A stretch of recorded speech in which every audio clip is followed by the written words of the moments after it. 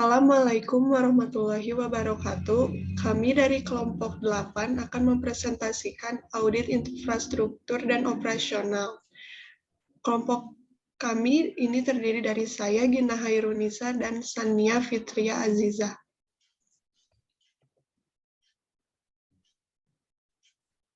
Pengertian audit operasional. Audit operasional adalah cara pemeriksaan perusahaan dalam menjalankan bisnis dengan tujuan meningkatkan efisiensi dan efektivitas bisnis. Jenis audit ini sejatinya berbeda dari audit lainnya dengan tujuan memeriksa pengendalian dan mengevaluasi kewajiban penyajian laporan keuangan. Audit operasional biasanya dilakukan oleh staf audit internal dengan spesialis yang tetap dapat dipekerjakan untuk jenis audit ini. Pengguna utama audit operasional adalah tim manajemen dan terutama para manajer di area terkait. Ruang lingkup audit operasional. Lingkup audit operasi berkenaan dengan pengendalian yang mempengaruhi efisiensi, efektivitas, sedangkan lingkup dari efisiensi pengendalian internal atas pelaporan keuangan terbatas pada efektivitas pengendalian internal atas laporan keuangan dan dampaknya terhadap penyajian yang wajar dari laporan keuangan.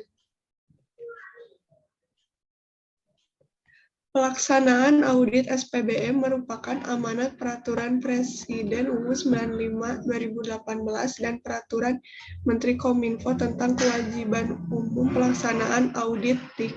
Selain itu juga terdapat peraturan mengenai Peraturan Menteri PNRB Nomor 59/2020 tentang pemantauan dan evaluasi SPBE.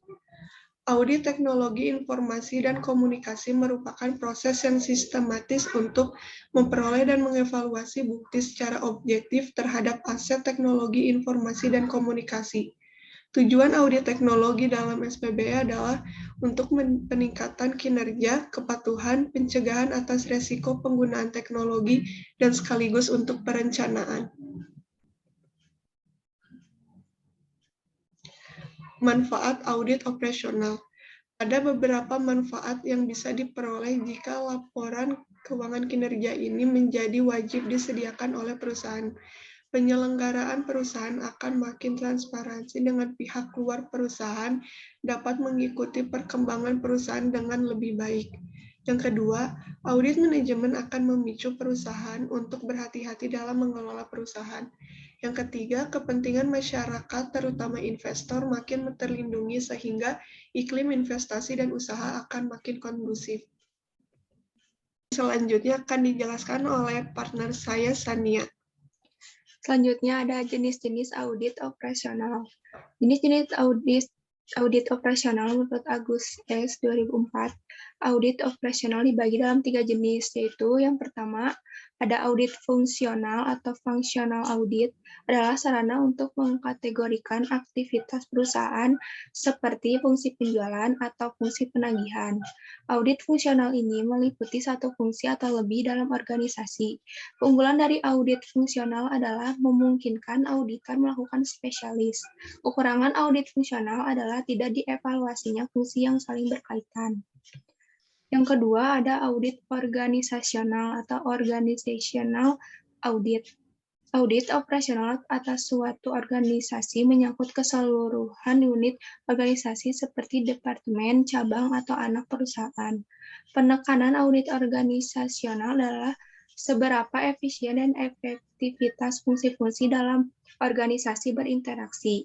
Rencana organisasi dalam metode-metode untuk mengkoordinasikan aktivitas-aktivitas merupakan hal yang penting dalam jenis pemeriksaan ini. Yang ketiga, ada penugasan khusus atau special assignment. Penugasan audit operasional khusus timbul atas permintaan manajemen. Terdapat banyak variasi dalam pemeriksaan tersebut, misalnya penyelidikan kemungkinan kecurangan dalam satu divisi. Selanjutnya ada tahapan dalam audit operasional. Yang pertama, memilih audit. Pemilihan audit dimulai dengan studi atau survei pendahuluan terhadap calon-calon audit. dalam entitas untuk mengidentifikasi aktivitas yang mempunyai potensi audit tertinggi dilihat dari segi perbaikan efektivitas, efisiensi, dan kehematan operasi. Yang kedua, merencanakan audit. Perencanaan audit yang cermat yang sangat penting bagi efektivitas maupun efisiensi audit operasional.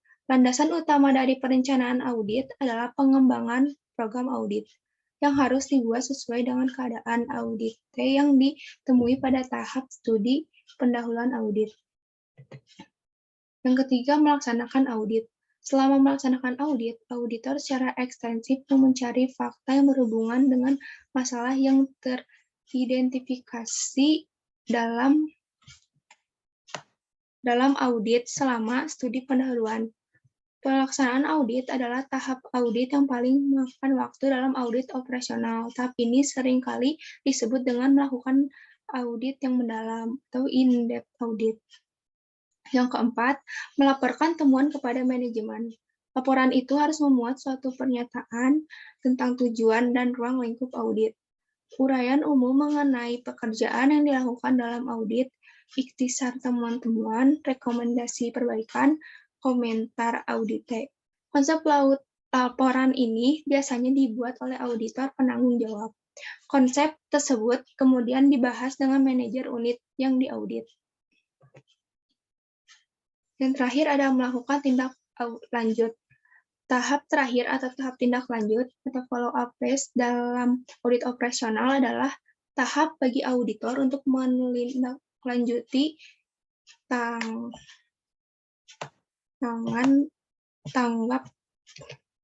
tanggapan audit terhadap laporan audit.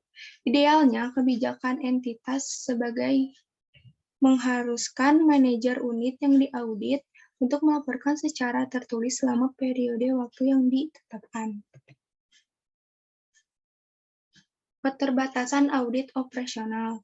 Menurut Nugroho Wijayanto, tahun 1985-23-24, ada beberapa keterbatasan audit operasional. Yang pertama, ada waktu. Waktu menjadi faktor yang sangat membatasi, karena auditor harus memberikan informasi kepada manajemen secara cepat atau setidaknya tepat waktu untuk memecahkan masalah yang dihadapi. Yang kedua, keahlian auditor. Kurangnya pengetahuan banyak dikeluhkan para auditor operasional karena tidak mungkin bagi seorang auditor mengetahui dan menguasai berbagai disiplin bisnis. Auditor operasional hanya lebih ahli dalam bidang audit daripada dalam bidang bisnis. Yang ketiga ada biaya. Biaya juga merupakan salah satu faktor pembatas karena itu tentu saja biaya audit harus lebih kecil dari jumlah yang dapat dihemat. Oleh karena itu, auditor harus mengabaikan masalah kecil yang mungkin dapat memakan biaya jika diselidiki lebih lanjut. Sekian dari kelompok 8. Terima kasih. Mohon maaf bila ada kesalahan. Wassalamualaikum warahmatullahi wabarakatuh.